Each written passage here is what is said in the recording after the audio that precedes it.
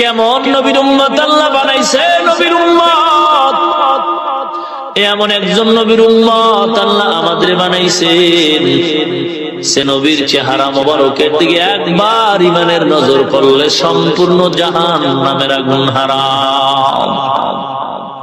কেমন নবীর উম্মত আল্লাহ বানাইছেন, রহমাতুল লিল আলামিন।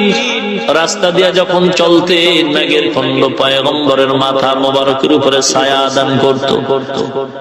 এমন একজন নবীর উম্মত আল্লাহ বানাইছেন যে আল্লাহ পাক রব্বুল আলামিন নবীর জন্য তো পাগল পাড়া হয়ে গেছেন।